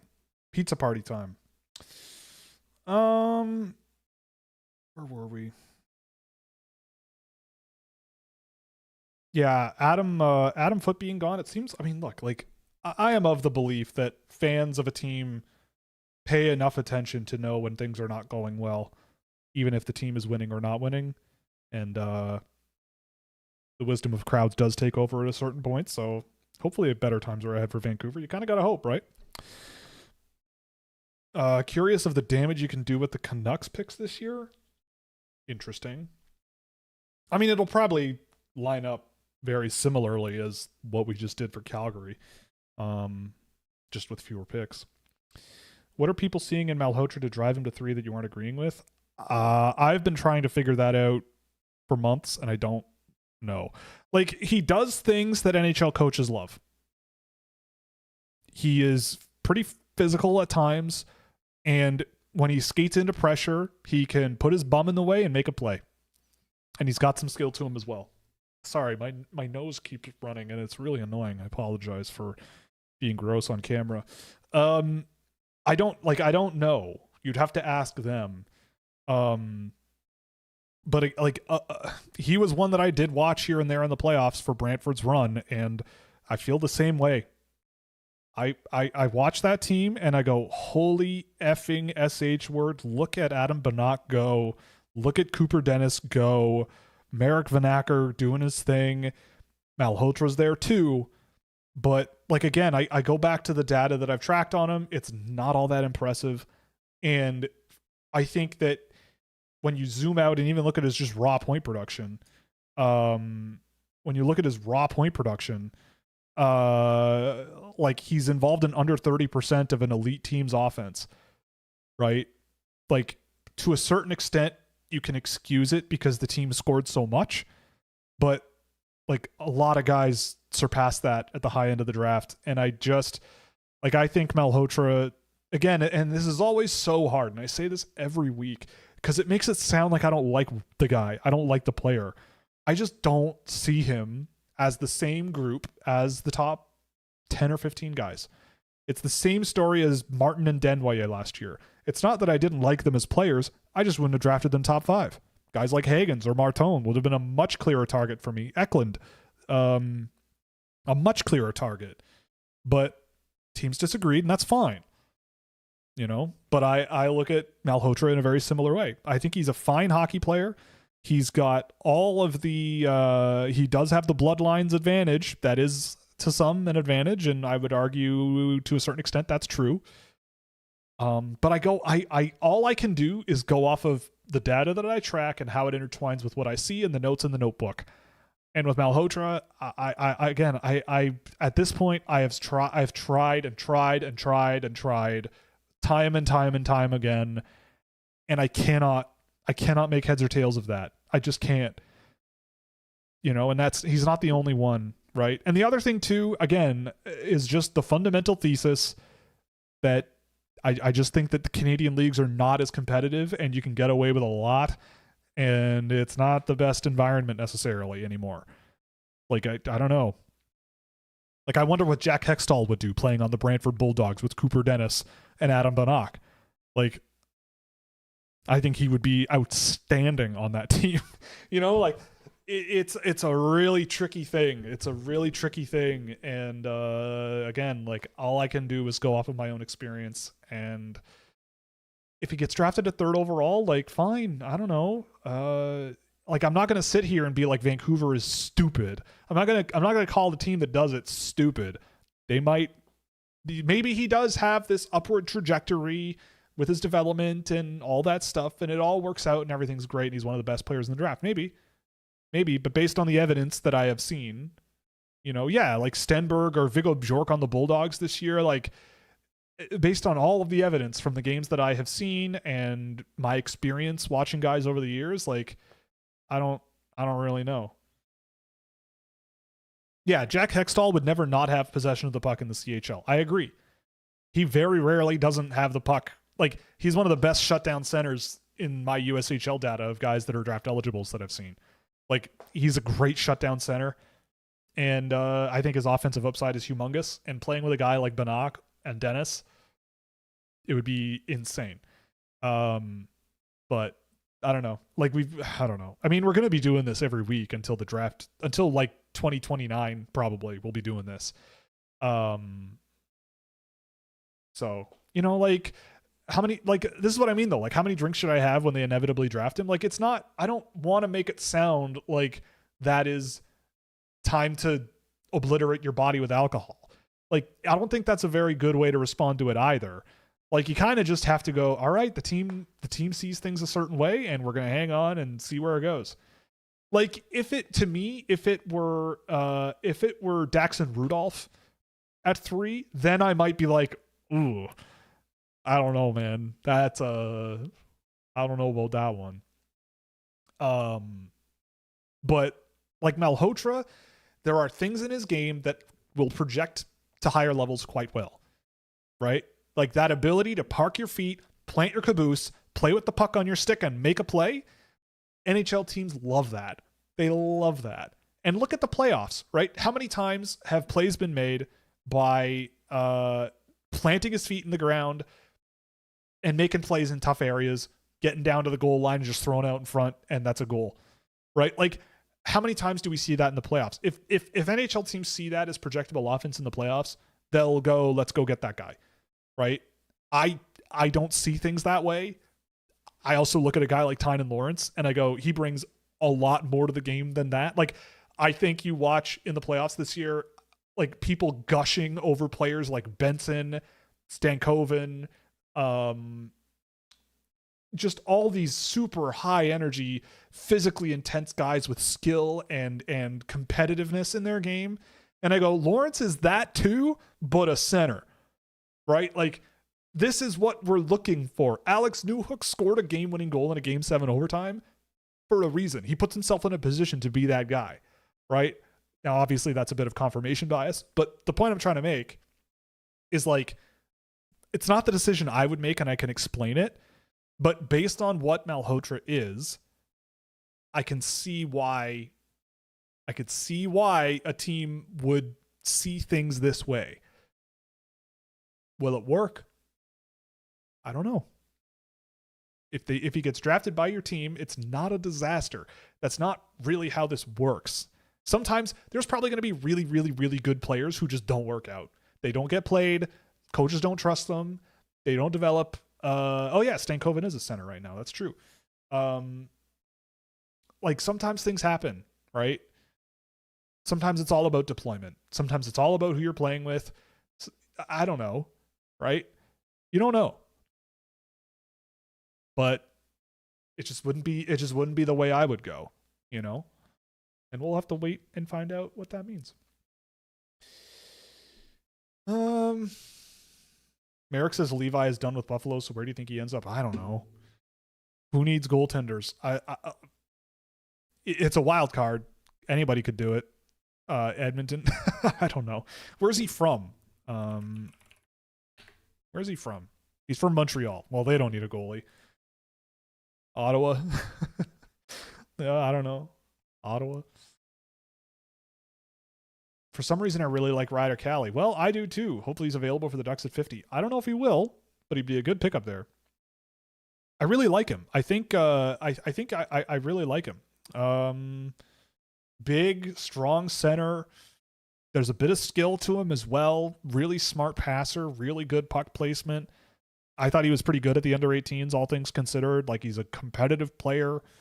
Very young for this draft class. I think he has upside. I like him. I don't think he's got like top 6 center type output, but like a good bottom 6 projectable center, I could absolutely see it. You know, I could absolutely see it. I think he'll be gone by 50, but if he's there, yeah, he'd be a good pick. Thoughts on Samu Alalaurie?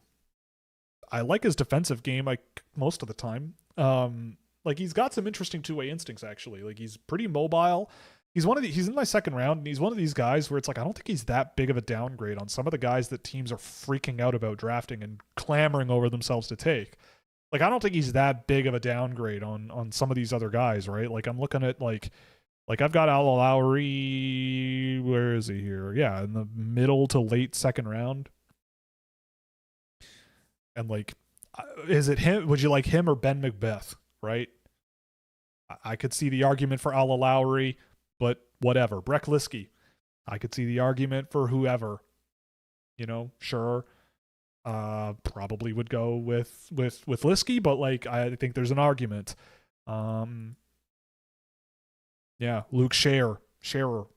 That's another one yeah. But I like him. Good physical, fundamental floor.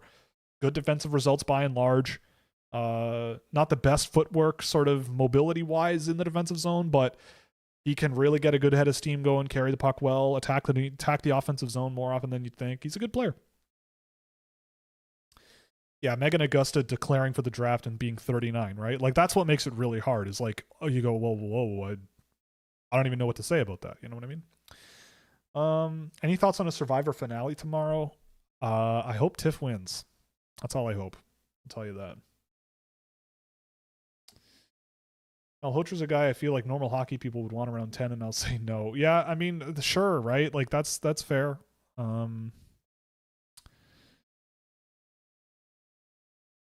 Question from another podcast. Would you rather have a defenseman with a 75% chance of being a top pair or a wing with a 50% chance of hitting 100 points at some point? Well, you take the guy with a 75% chance of being a top pair defenseman. I think that I think that the best you could hope for with that is like a Rasmus Dahlin. Like, I don't think you can make that kind of a bet on almost anybody in any given year, given how hard it is to defend in the NHL. Also, given how hard it is to score 100 points in the NHL, like it's not easy. More people do it than ever, but like 100 points is really hard. That's really hard.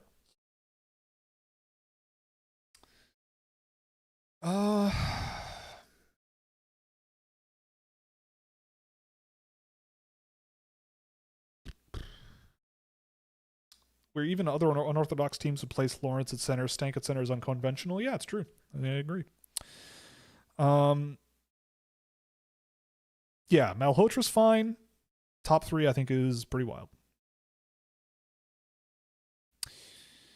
How do you evaluate younger versus older prospects? Example, Cullen versus Stenberg. If Stenberg was eligible for the 25 draft, where would he have been ranked or taken? That's a great question. I mean, I think Stenberg and Michael Misa have similar sort of echoes of one another, just one's a winger. Realistically, and trying to be as honest as I can, probably I'd have Stenberg at 3. I had Hagens at 3. And I think I would go Stenberg. It would be close, though. Misa, I think I would lean over Stenberg. I think Misa has a lot of potential. So does Misa, or so does Stenberg, but I think, yeah, I'd lean there. But to answer your question, it's difficult. Generally, at some point, you kind of have to just go, I don't know.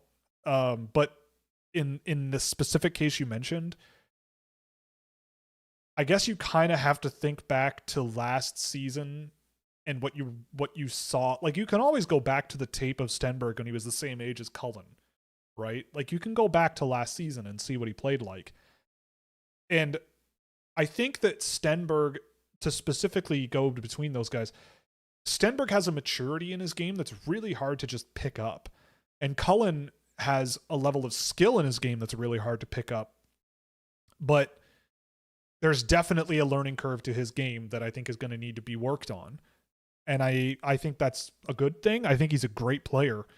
But it's like, so you kind of have to do the thought experiment of Cullen, like, what does Cullen look like in a year? I think there's a chance that he looks great in a year, but there's uncertainty there. With Stenberg, there's more certainty.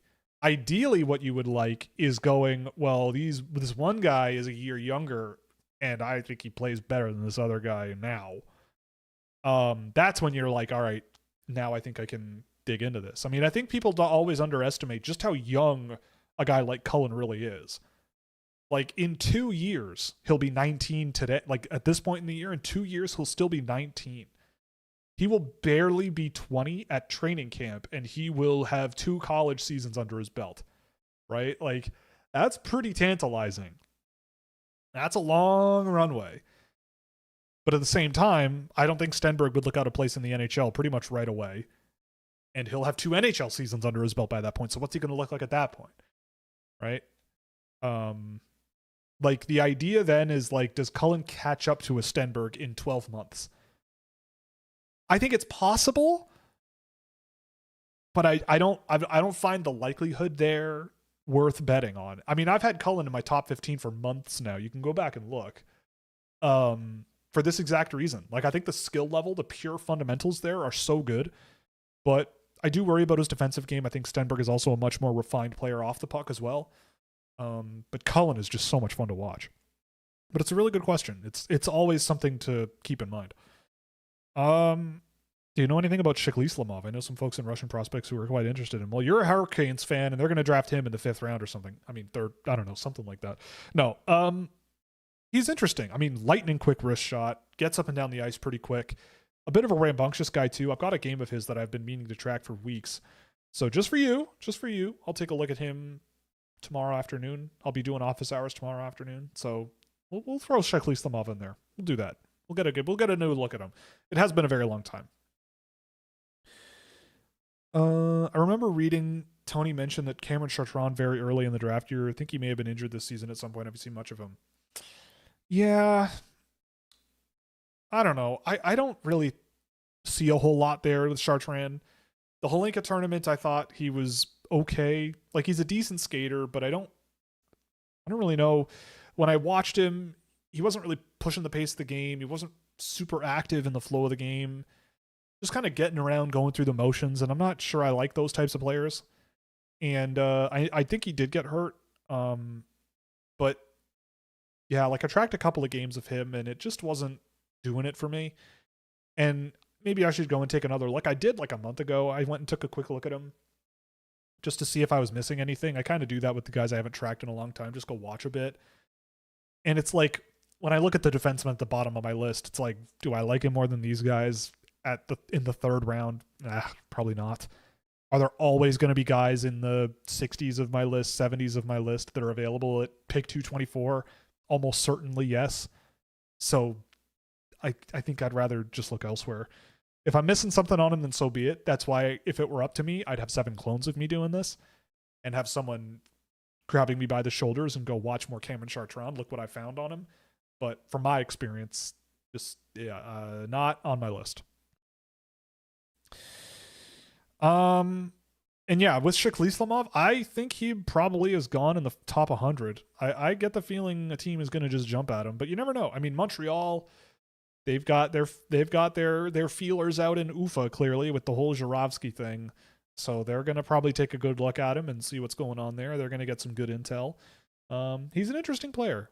I don't know if I would put him as a top 60 guy, but he's on my watch list right now, if that helps. Bjork or Tynan Lawrence for the Flames at 6. Pick your poison. I mean, I would lean Lawrence, but if I was outnumbered by Bjork fans, I would not pound the table and be like, no, I am putting my foot down. This is not happening. I would not do that. Bjork is a great player. I think Lawrence is to me, the reason I like Lawrence and why I think I like him a lot more than most people is I watch these Stanley Cup playoffs and I go, you always wish you had gamers in your lineup. Just guys that, like, the thing I love about Tynan Lawrence, and Bjork is not this, but I don't think it's as apparent. But if I'm on the bench and I'm coaching and I'm up a goal with 2 minutes left in the game, or I'm down a goal with 2 minutes in the game, who am I putting on the ice that I can not only trust to try to score, but to not be scored on? Bjork is a great option. Of course, if you really want him, go for it. You're not going to lose much. But I'm slapping Tynan Lawrence on the back, going, go get him, Tiger. Do your thing, man. I don't think I would ever be disappointed doing that. And I think that's so valuable. Like, just look at the playoffs now and see who thrives. It's the gamers, man. Like, it's not always the skill guys. I think Cole Caulfield's been better than his point production would indicate, but you can kind of see how a player like that can be kind of mitigated in the playoffs. At least more than you would expect for a 50-goal scorer. But you're on the bench and you're just go get him, Tiger. Go do the thing. And he's going to probably go, yeah! He's going to go do it. I love that about him. I think that's so valuable. But Bjork is right on his heels. Lawrence just gets around the ice a little better. And I think Lawrence is a little bit more reliable driving the net and driving the puck into scoring areas than Bjork is. It's not that much different, but I have slightly fewer concerns about Lawrence. And I feel like he's gonna just like, watch him at the under 18s. I know that's not the best level of competition. I don't know. Some people didn't think he was very good. But I was like, every single shift, like, what are we doing here? What do you want in a hockey player? Every single shift he goes out there, if he doesn't have the puck, he's grinding his tail off to go get it. Every time he has the puck, he's grinding his tail off to get it in the offensive zone. Every time it's in the offensive zone, he was grinding his way to the net on and off the puck, working the puck below the goal line, shaking off pressure. Yeah, he wasn't scoring the lights out every single game, but he also wasn't not doing that. He scored, I think, the second most on the team. His line was the most productive one on the team by far. It was him, Zhilkin, and Preston a lot of the time. Someone was doing well. Someone must have been playing well, but I've heard people think that 2 of the 3 players on that line were not good. So is Dima Zhilkin like the greatest thing that ever happened? I love Dima Zhilkin, for the record, but no. Is the implication that Malhotra isn't as much of a gamer as Lawrence or Bjork? Yeah. Like, I think that Malhotra's game off the puck trails his game on the puck by a very wide margin. Like, the data for me breaks it down pretty clearly. He gets beat on the rush quite a lot. He's flat-footed quite a lot. He's kind of doing the whole, like, I'm going to tap my stick at you. He's going to fly by me at 30 miles an hour. Little bit of an exaggeration, but you know what I mean. I just don't see the same thing there. But if Malhotra's out there at 3-on-3, we've seen it. I'm sure. I know there's been a highlight clip that someone's posted of him. The goalie leaves it behind the net for him, or a defenseman leaves it behind the net, and he just zips around the goal line, and it's like 4-on-4 or something, or a power play, and he just goes straight to the net, fires it from the face-off circle, and it goes in the net. It's like, that's cool, that's great, that's really fun, but like, that's NHL players don't do that, right? Like, most of them don't. You know what I mean? What do you think of Edison Engel? He's been fun this year. He's a really fun, skilled player. Really aggressive offensive guy at times. I like Edison Engel. Like, I think he's another case study. It's very funny how, because at the USHL level last year, I thought he was physically outmatched a little bit too much, tried to do a little too much too often. But with Brantford, he got the freedom to basically do whatever he wanted, and he did do whatever he wanted a lot of the time.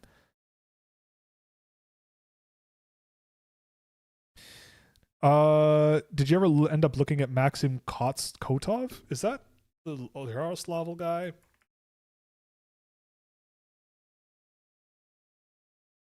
Oh, that may as well have been his Russian spelling. Maxim Kotov. Yes, I did. Yes, I remember this player in Krasnoyarsk. Yeah. Well, he's very, very small and he has a very, very whippy wrist shot. That's what I remember. he's one of these Russian kids who just zips around the ice, ripping and dancing and moving and just firing it from everywhere. And I don't really find that super intriguing, and he wasn't super productive. Like, very young and very tiny. He's no Ivan Fomin, though, I tell you what. Maybe one day he's the next Ivan Fomin. It would be nice. But yeah, I mean, I remember him. Excuse me.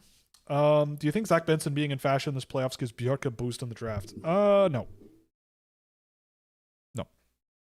Bjork is not the skater that Benson is. And I think that people will forget awfully quickly. Now that Buffalo has been eliminated, I think people will forget awfully quickly. And they'll move on to the next thing. Right? Juraj Slafkovsky could have the greatest conference final anyone has ever seen. And all of a sudden, Zach Benson will be not able to play in the playoffs. Right? Like, things happen real fast. James Hagens won a World Junior gold medal and was like incredible in that tournament. Someone in here, I think it was Charlie. Charles said like he should wear his gold medal around his neck at every interview in the draft combine and remind people of how good he was, right? And people forgot. People went, well, Brady Martin was really good at the under 18s, therefore. It's like, what are we doing here, man? What are we doing?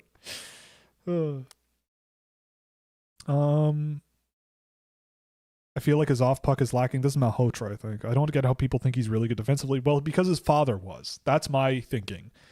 He floats and glides around the defensive zone. Yes, that's my problem too. I think he's a very, very passive player off the puck.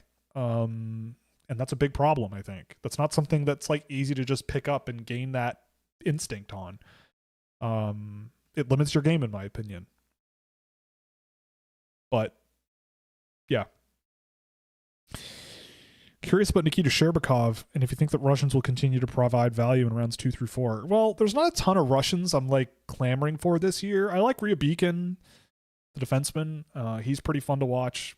Really, really mobile, really skilled. I think he's a really impressive offensive defenseman. It's been a while since I've seen him, but I've really liked every game I've seen of him. Sherbakov, blank slate.